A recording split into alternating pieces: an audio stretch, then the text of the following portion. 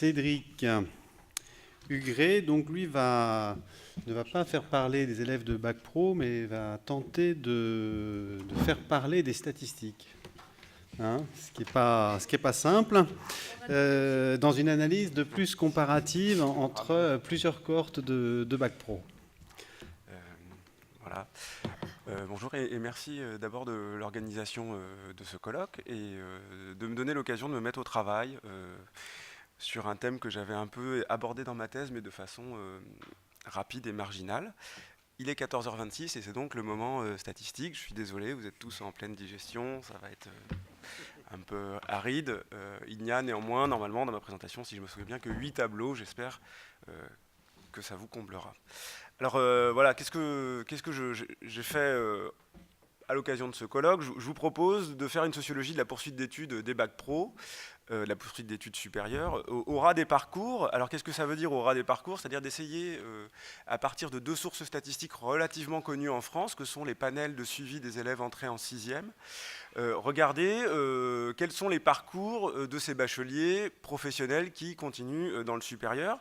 Quand je dis au ras des parcours, c'est aussi en écho, du moins aux hypothèses d'une enquête ethnographique qui a fait date pour penser la poursuite d'études supérieures des bacheliers professionnels. C'est l'enquête de Stéphane Beau et de Michel Pialou, qui s'est étendue sur plus de 15 ans dans la région de Sochaux-Montbéliard, une enquête qui concernait au départ les ouvriers de PSA, et puis qui s'est étendue à leurs enfants, aux scolarités de leurs enfants, voire même aux mobilisations collectives, aux émeutes urbaines qui ont eu lieu tout au début des années 2000. À l'occasion de ces travaux, Stéphane Beau et Michel Pialou ont réalisé plusieurs petits textes sur les impasses de la poursuite d'études universitaires des bacheliers professionnels. Il y a deux textes qui sont un peu connus, voilà, dans lesquels ils retrace un peu un contexte de crise de la condition ouvrière qui agit au moment des choix d'orientation, semble-t-il, de ces élèves. Donc choix d'orientation marqué, Claire a souligné encore cette dimension, par le refus explicite du destin ouvrier. Mais alors ce qui est intéressant dans leur enquête, il faut s'en souvenir, c'est que le refus du destin ouvrier est transmis par les parents, hein, c'est-à-dire ne devient pas ce que je suis, hein, ils insistent là-dessus, donc ce sont les parents eux-mêmes qui transmettent à leurs enfants le rejet ou le dégoût du destin ouvrier, et pas forcément de la culture ouvrière, c'est assez sensible dans leur travail. Et quand ils ont enquêté, du moins Stéphane Beau, dans les lycées professionnels dans les années 90, ils constatent une mise à distance de tous les oripeaux de l'appartenance au monde de l'usine, donc c'est-à-dire le fait de ne pas porter son bleu de travail dans les filières industrielles ou de le porter façon large et évasée, le fait de mettre à distance les consignes de sécurité et les vêtements de sécurité dans les ateliers, qui sont bien sûr l'objet avec les enseignants de forte réprobation. Bref, voilà un contexte de crise de la culture ouvrière et de la transmission de cette culture ouvrière qui fait apparaître une question centrale, quels sont aujourd'hui les héritages des pauvres, hein, comme disait Gérard Mauger, qu'est-ce qu'on doit transmettre quand on n'a pas grand-chose à transmettre, à part le refus de sa propre condition.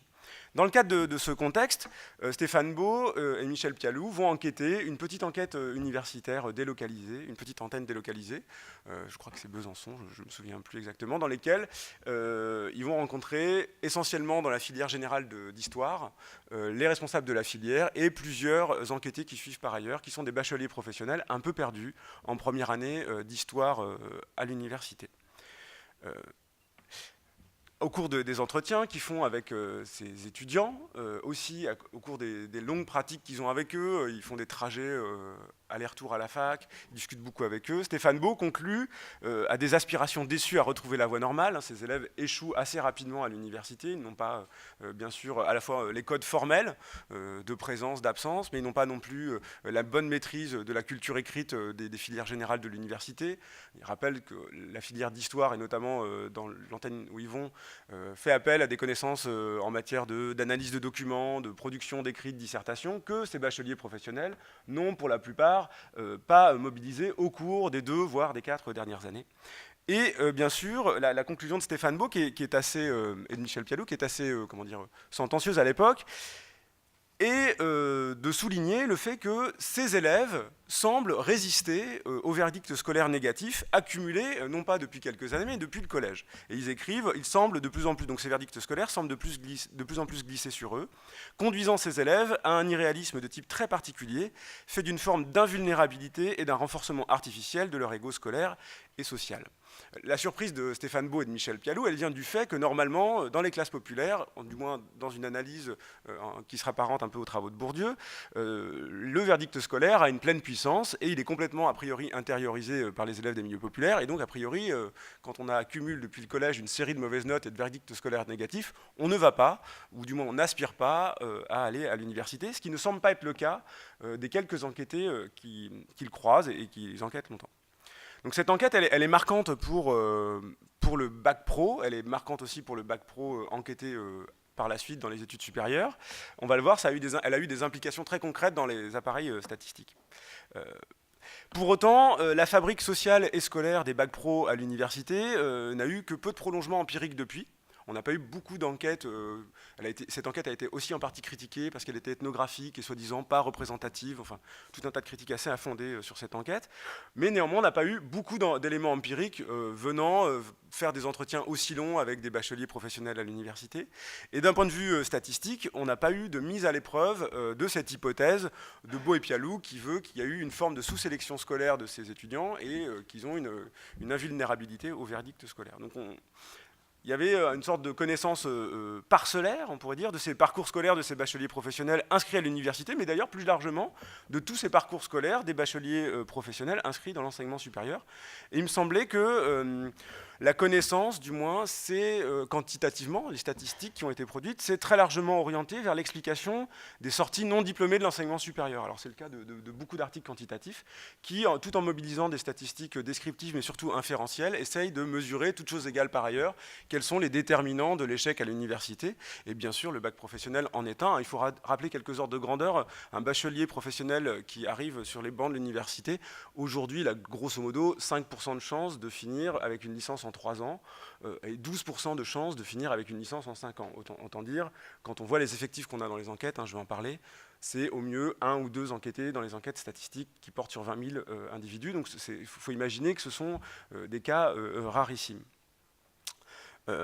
Et pourtant, ces hypothèses qui viennent de l'ethnographie, et j'insiste là-dessus, c'est vraiment des hypothèses qui ont été faites par une longue enquête de terrain, sont transposables dans les panels de suivi des élèves entrés en 6e. Alors, jamais transposables directement, mais ont du moins une partie des pistes sur les parcours scolaires, sur la vulnérabilité ou non au verdict scolaire, sur les aspirations personnelles de ces étudiants. Toutes ces informations figurent dans ces sources statistiques.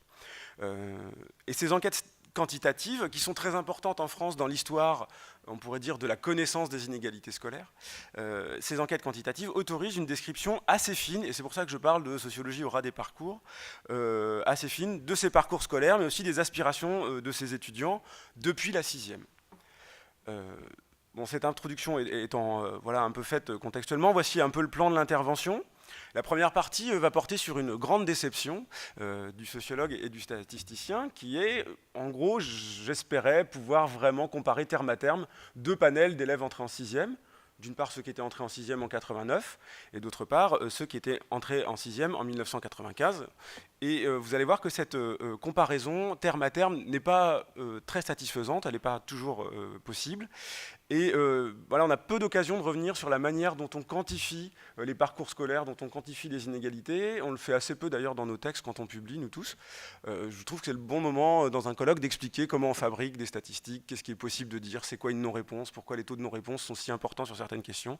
Bon, voilà, donc je vais vous raconter un peu l'histoire de ma déception et en même temps en essayant de produire quelques résultats intéressants sur ces 2 cohortes de bacheliers professionnels qui étaient entrés en 6e en 89 et puis après en 95.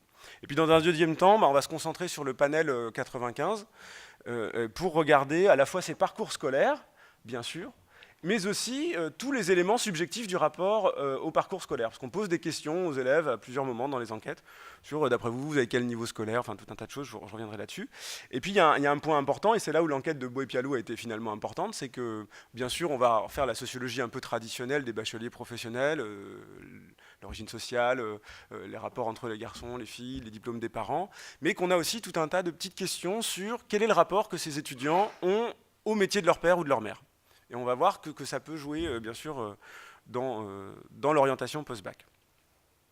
Tout ceci pour vous dire, d'une part, que finalement, les différenciations, voilà, je lève un peu le voile sur la conclusion, même si c'est une étude exploratoire, on a déjà tout un tas d'indices aujourd'hui pour dire que les différenciations internes à la voie professionnelle, et notamment au lycée professionnel, celles qu'on observe déjà dans la voie professionnelle, perdurent dans le supérieur, et ce sont ces différenciations internes à la voie professionnelle qui expliquent en grande partie la sociologie très différenciée des élèves de bac pro qui vont à la fac et ceux qui vont en STS.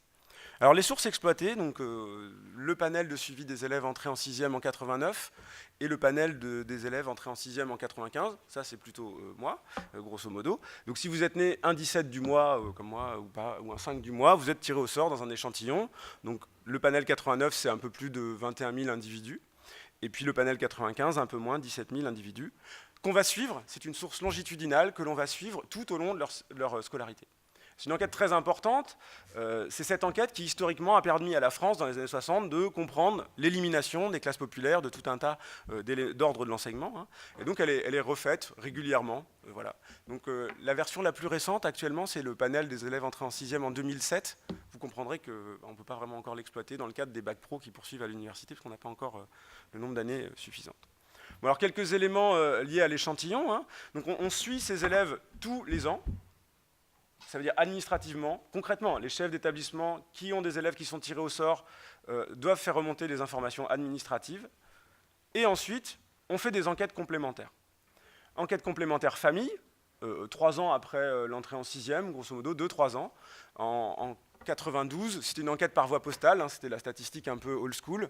On envoyait des questionnaires par papier, par courrier, devait les renvoyer dans une enveloppe T, là vous savez, c'était gratuit. Ça paraît une grosse logistique comme ça, néanmoins on avait des très très bons taux de réponse. Pourquoi? Parce que les courriers avec le logo du ministère faisaient qu'il y avait plus de 80% de parents qui renvoyaient leur questionnaire famille.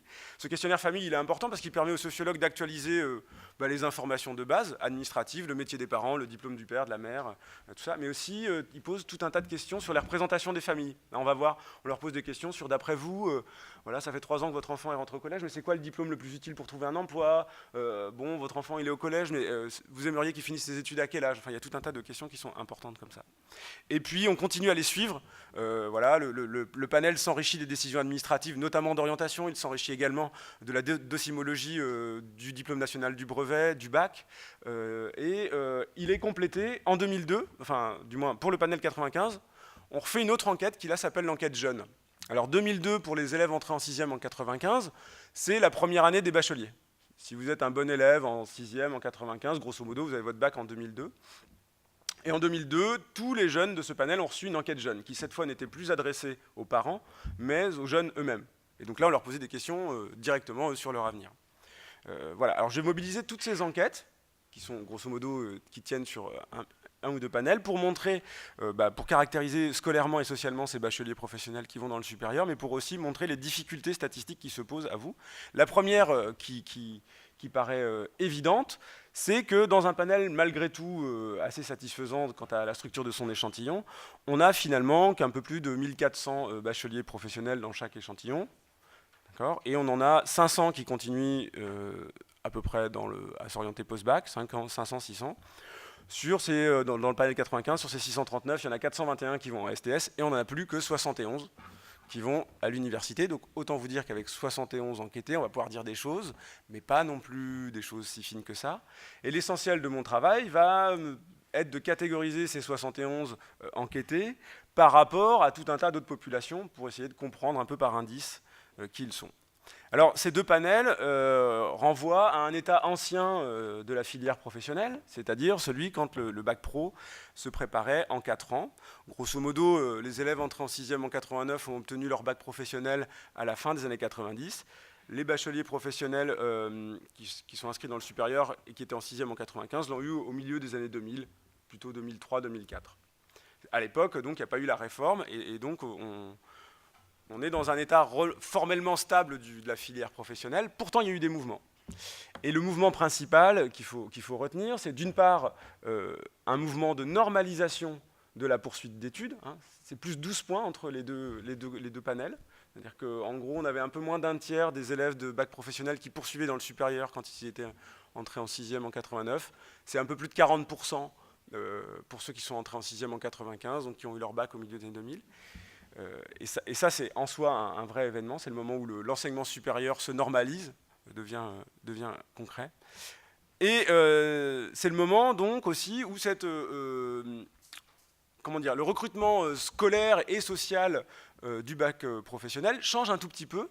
Entre les deux éditions, il est notable par exemple que la part des enfants des milieux populaires soit globalement stable. Hein. Donc c'est 6 enfants sur 10 qui sont issus des classes populaires salariées, ouvriers ou employés.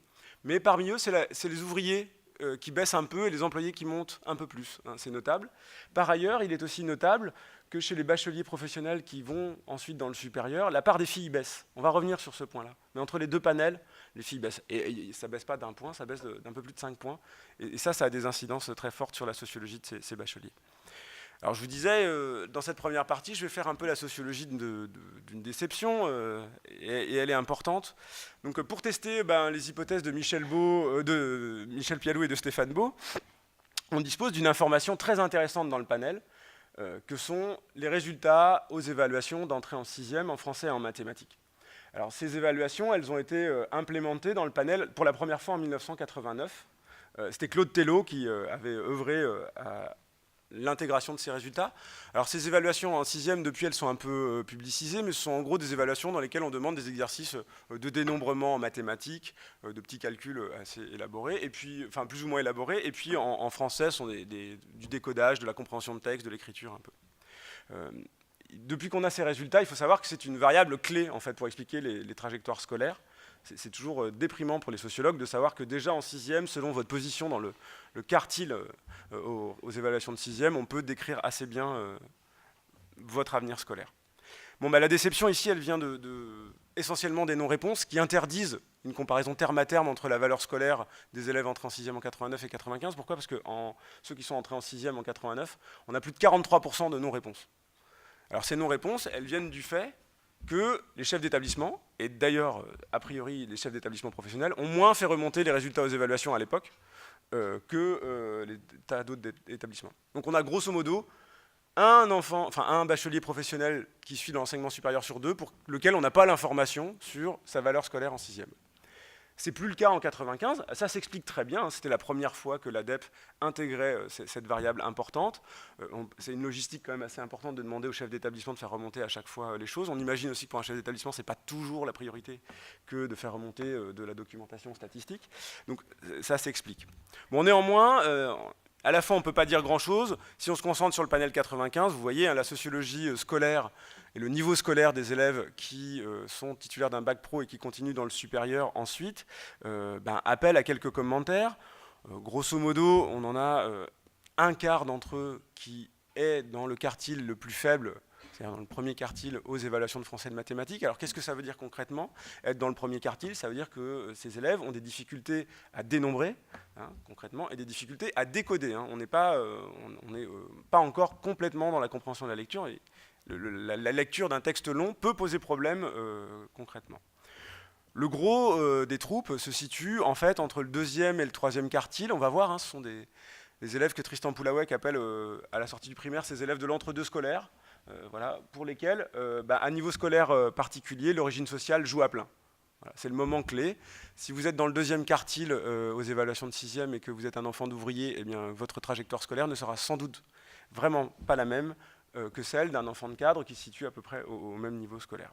Donc cette comparaison difficile, terme à terme, elle n'est pas possible pour le niveau scolaire en 6e. Elle n'est pas non plus directement possible pour les représentations parentales des diplômes les plus utiles pour trouver un emploi. La question, elle est posée à chaque fois dans les deux enquêtes. La question qu'on pose très concrètement, hein, c'est à votre avis, lequel de ces diplômes est le plus utile pour trouver un emploi ? Et donc, on voit un peu les effets de contexte aussi. À l'époque, c'est un parent d'un bachelier professionnel qui continue dans le supérieur sur 2, grosso modo 54%, qui déclarait que le diplôme le plus utile pour trouver un emploi, c'était un diplôme de l'enseignement supérieur. Et dans l'édition d'après, on tombe à 15%. Alors ça, je vous avoue que quand vous trouvez ça devant votre ordinateur, vous vous inquiétez. Mais en fait, la réponse à cette grande baisse, ce n'est pas une baisse notable des aspirations des parents de bacheliers professionnels. C'est juste une manière différente de poser la question et de la quantifier. D'une part, dans la deuxième édition, on a proposé formellement aux parents l'option « vous ne savez pas ». L'idée, c'était de mesurer un peu les effets d'imposition de problématiques. Et donc là, on a beaucoup de parents qui se sont, chez ces bacheliers-là, saisis de cette question. Et puis, d'autre part, on a éclaté le bac, la proposition du bac en filière. C'est-à-dire qu'on a proposé le bac pro, le bac général, le bac techno, là où avant, on proposait que le bac sans le discrétiser. Et donc, ça a produit, bien sûr, mécaniquement, une baisse affichée de l'aspiration des parents de bacheliers professionnels à ce que leurs enfants, à une représentation du diplôme d'enseignement supérieur comme utile pour trouver un emploi. Comparaison difficile aussi lorsque on pose une question plus simple, qui est jusqu'à quel âge, à l'époque, donc on demande ça en 1992 ou en 1998, à quel âge souhaitez-vous que votre enfant poursuive ses études? Alors là, quand on a une question de représentation comme ça, on se dit ça c'est une question stable, elle est posée toujours de la même façon, on va pouvoir comparer terme à terme.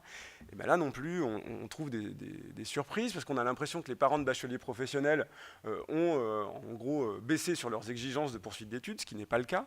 Il y a une différence de quasiment 30 points. Non, pourquoi? Là aussi, on a proposé aux parents l'option, la modalité « vous ne savez pas ». Toujours pour mesurer ce rapport un peu au jeu scolaire entre des parents qui seraient mobilisés et d'autres qui seraient plus distants. Alors, ces questions, enfin du moins ces réponses « vous ne savez pas », elles sont intéressantes dans les classes populaires. C'est Tristan Poullawec qui rappelait ça. On n'est pas sûr que ce soit une pleine et entière distance ou un mépris du jeu scolaire. On peut aussi, quand on fait des entretiens, découvrir avec les parents que c'est une liberté, une autonomie laissée à l'enfant. En gros, il choisira bien tout seul.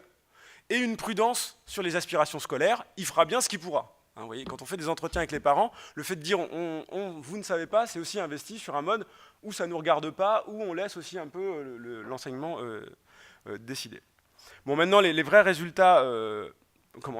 les plus intéressants, me semble-t-il, pour cette sociologie des bacheliers professionnels qui continuent dans le supérieur. Donc d'une part, je le dis, je le rappelle, le bac pro, c'est le bac des classes populaires, et il faut le rappeler, donc 6 enfants bacheliers professionnels sur 10 qui continuent dans le supérieur sont issus des classes populaires salariées. Ce n'est le cas que d'1 sur 2 pour les bacs technologiques, c'est déjà pas mal, et de 30% dans le bac général. Mais ce qui est plus intéressant, c'est de tester cette fameuse hypothèse de Beau et Pialou au rapport à la condition ouvrière. Et l'enquête du panel 95 posait une question aux parents, aux enfants, pardon, dans l'enquête jeune. On leur demandait, le métier qu'exerce ou a exercé votre père vous attire, vous voulez plutôt faire autre chose, vous ne voulez absolument pas faire la même chose, ou vous n'avez pas d'opinion. Et on demandait, bien sûr, la même chose pour la profession des mères. Donc là, en fait, ce qui est intéressant avec les bacheliers professionnels qui continuent dans le supérieur, c'est pas seulement de les comparer comme on fait toujours aux bacs généraux ou aux bacs technologiques, parce que la conclusion, elle est évidente, c'est scolairement et socialement pas les mêmes. Mais j'ai essayé de distinguer ces bacheliers professionnels qui sont dans le supérieur entre ceux qui continuent en première année de STS, les rares, quelques-uns qui continuent un peu à l'université, et puis tout à droite, je les ai comparés par rapport aux titulaires seuls de BEP, puisque à l'époque, on faisait 2 années de BEP, donc ça marche bien. Et c'est intéressant de voir que les bacheliers professionnels qui sont inscrits à l'université, c'est-à-dire juste une fois qu'ils ont leur bac, se distinguent de leurs homologues de la voie professionnelle par le fait que c'est même pas que les élèves ne répondent pas « je ne sais pas », c'est qu'ils ne répondent pas à la question. Ça ne veut pas dire qu'ils ne cochent pas la case « je ne sais pas », ils ne répondent pas à la question. Et ça plaide vraiment pour l'enquête ethnographique et ce que racontait un peu Beau et Pialou sur cette distance qui est faite d'un malaise à l'égard des injonctions à poursuivre ses études dans un moment un peu clé où tout le monde, où de plus en plus de jeunes de leur section continuent dans les études supérieures. Et puis l'autre résultat intéressant, c'est que quand même, ils déclarent qu'ils ne veulent absolument pas faire la même chose que leurs parents. Ce qu'on retrouve d'ailleurs dans beaucoup d'entretiens avec ces jeunes. Et c'est particulièrement notable chez les bacheliers professionnels qui vont aller à l'université. Le refus de la condition du père ou de la mère, il est plus fort chez eux, tendanciellement, alors qu'entre les bacheliers généraux, les bacheliers technologiques et les bacheliers professionnels qui vont au STS, c'est grosso modo les mêmes ordres de grandeur. J'ai fait exactement la même chose pour les rapports à la valeur scolaire, en gros, on va dire. On a des éléments, je vous l'ai dit, hein, on sait à peu près où est-ce qu'ils se situent à l'entrée en 6e, on a les notes au bac, on a leur manière d'obtenir le bac. Mais fait plus intéressant de mon point de vue pour les sociologues, donc là je vous montre hein, rapidement le niveau scolaire, mais ce n'est pas une grande surprise, bien sûr, des bacheliers professionnels. Ils se situent à mi-chemin exactement entre les bacheliers généraux qui vont dans le supérieur et puis les BEP. Hein, ce n'est pas complètement que des mauvais élèves, mais ça reste quand même des élèves avec des fortes difficultés scolaires à l'entrée en 6e.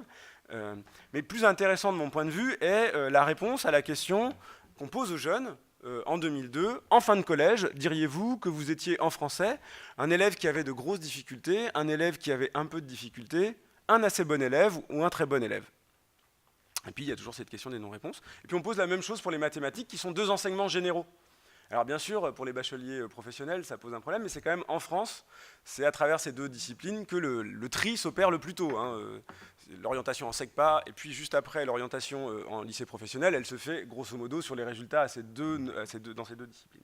Et là encore, on a des résultats intéressants et une singularité forte des élèves bacheliers professionnels qui poursuivent à l'université, puisque là encore, lorsqu'on leur pose la question d'estimer leur valeur scolaire à la fin du collège, ces élèves ne répondent pas au questionnaire. Majoritairement, enfin du moins une grosse partie d'entre eux, hein, c'est plus de 20%, qui ne répondent pas. Donc ça veut dire sur les 71 qui valent en fait un peu plus de 150 individus quand on les pondère, on a une grosse partie d'entre eux qui refusent l'objectivation ou l'appréciation de leur valeur scolaire, qui ne disent pas qui ils sont. Et là, effectivement, ça renforce encore un peu plus le constat de Stéphane Beau, qui vient dire « Ah oui, le rapport est ambigu à la valeur scolaire, on ne sait jamais vraiment trop, et eux-mêmes ne savent pas où ils se situent. » Notez par ailleurs que les élèves des STS, les bacheliers professionnels qui poursuivent en STS, eux répondent un peu plus quand même, et quand ils répondent, ils s'estiment grosso modo en français, essentiellement dans des élèves qui avaient un peu de difficulté en français, et comme globalement des assez bons élèves en mathématiques. Et ça, c'est un point un peu clé, parce qu'on va voir que c'est, mine de rien, ces petites différences au collège, dans le rapport au savoir scolaire, qui vont sans doute produire des compensations ensuite possibles dans la voie professionnelle, entre des savoirs généraux et des savoirs professionnels. Ce sont sans doute ces élèves qui ont les mieux compensé leur faiblesse scolaire en général dans la voie professionnelle. Enfin, un des points que je n'ai pas souligné, mais c'était que dans l'enquête de Stéphane Beau et de Michel Pialou, il y avait l'idée que les aspirations scolaires des bacheliers professionnels qui croisaient à l'université étaient irréalistes, c'est-à-dire que d'une part, ils pouvaient aller à la fac, mais en même temps, ils envisageaient de préparer des concours de la fonction publique dont le niveau de recrutement était affiché à Bac+3 ou Bac+4. Enfin, il y avait un jeu comme ça d'onirisme scolaire.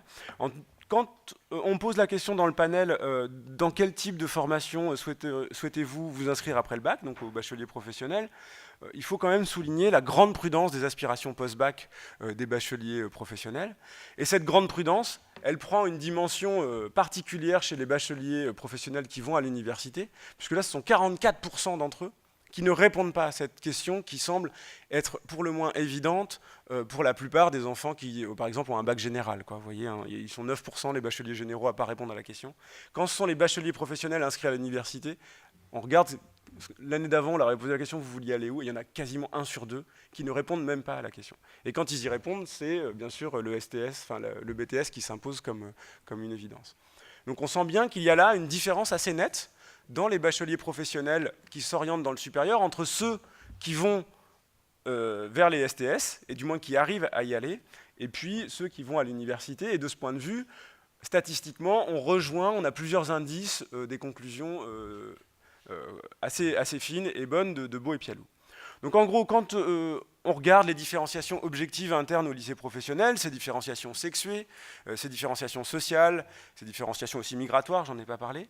Quand on regarde les différenciations subjectives internes au lycée professionnel, le rapport à la condition ouvrière, et puis le rapport à l'école ou à la valeur scolaire en cours de scolarité, ces différenciations conditionnent les manières objectives et subjectives de décrocher un bac professionnel. Ce n'est pas la même chose d'avoir un bac professionnel en fonction de tous ces éléments. Et ces carrières scolaires qui sont déjà très différentes dans la voie professionnelle perdurent dans le supérieur, au point de dessiner 2 trajectoires de bacheliers professionnels relativement opposées dans le supérieur. D'un côté, les refusés et je vais insister là-dessus, de la voie générale, qui vont à l'université, et de l'autre, on pourrait les appeler les élus précoces de la voie professionnelle. Alors là, j'ai des choses un peu plus longues à dire sur ces bacheliers professionnels de l'université. Donc Stéphane Beau et Michel Pialot, quand ils enquêtent des garçons, et 3 ou 4 garçons. En fait, ce ne sont pas des garçons statistiquement quand on les enquête, ce sont des filles. Et ce sont des bachelières professionnelles, hein, elles sont majoritaires, c'est plus de 2 tiers quasiment d'entre elles, voilà, qui vont... quand on regarde ceux qui vont à l'université, ce sont pour les 2 tiers d'entre elles des filles. Et elles constituent une figure idéale typique des refusés de la voie générale. Alors pourquoi elles sont intéressantes? Alors moi je les connais bien, ces filles, puisque moi j'ai fait ma thèse sur les inégalités à l'université et les classes populaires face à l'université. Et elles sont intéressantes parce que d'une part ça veut dire qu'il faut regarder leur parcours scolaire par rapport à celle des autres filles. Et ce sont des mauvaises élèves, quand la plupart des filles demeurent plus performantes scolairement que les garçons. Ça veut dire que ce sont des filles qui ont été... Les conditions de l'orientation vers la voie professionnelle pour les filles ne sont pas du tout les mêmes que pour les garçons. Et quand on les regarde, ces filles, refusées de la voie générale, ces bachelières professionnelles qui vont à l'université, il faut aussi les comparer aux filles beaucoup plus nombreuses qui ont eu des parcours scolaires honorables et qui sortent de l'université avec un petit diplôme.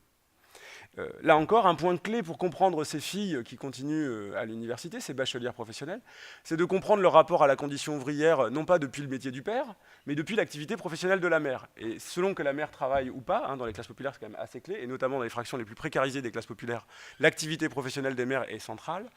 Cette activité va bien sûr avoir un effet sur ce qu'on attend des études supérieures.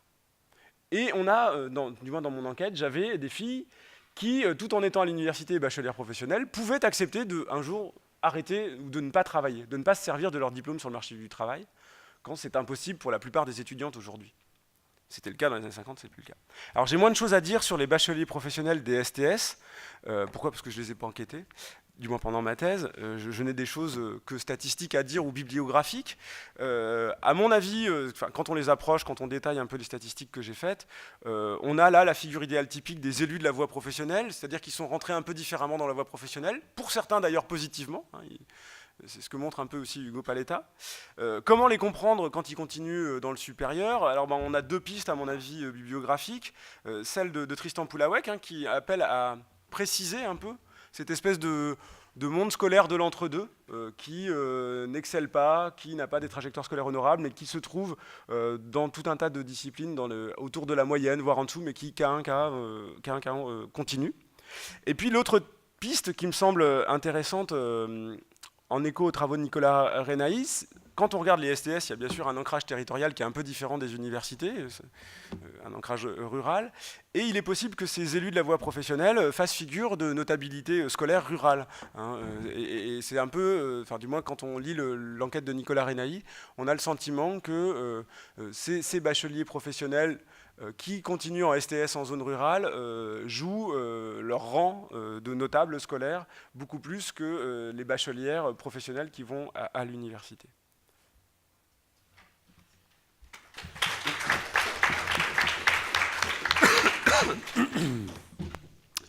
Merci beaucoup Cédric, tu nous as donné goût aux statistiques. Tu as réussi à les faire parler.